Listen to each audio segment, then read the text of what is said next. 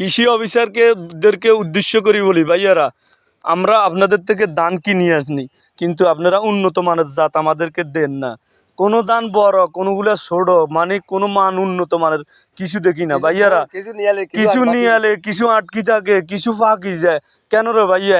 এক কেজি ধান আমাদের থেকে কেউ 510 টাকা পর্যন্ত নিছে, কেউ 515 টাকা নিছে, আবার কেউ 400 টাকা নিছে। হীরা 2 ধানের মধ্যে বেশিরভাগই গন্ডগোল ভাইয়া। কেন ভাইয়া? আমাদের পয়সাগুলো, আমরা কৃষক মানুষ, আমাদের পয়সাগুলো খুব কষ্টের পয়সা। এই দেখছেন আমাদের এক কৃষক ভাই এই ধান করে জমিনে শুধু দাঁড়ায় রয়েছে আর দেখতে আছে, কিন্তু আমাদের ধানের কোনো মানিক গতি তেমন একটা ভালো নেই আসলে ভাইয়া। এই পয়সাগুলো আমাদের খুব কষ্টের পয়সা।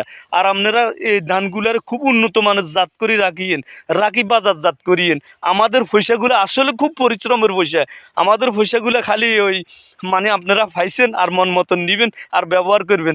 আমরা কৃষক মানুষ, আমরা তো ধীরে ধীরে দিন রাত পরিশ্রম করি, আমরা গরিব হইতেই আসি। আমরা তো কৃষিকাজ করি আর কেউ জমিদার হই না। কৃষিকাজ তো কৃষকরা রাত দিন শুধু দেনা আর দেনা, দেনা আর দেনা। ঠিক আছে নি? ঠিক আছে, হ্যাঁ ঠিক আছে। আমরা কৃষকরা তো সবসময় দেনাই থাকি, সব দেনা, অন্য কোনো লাইন নেই, অন্য কোনো লাইন নেই। আমরা শুধু বিজেপিতে পুরা গন্ডগোল।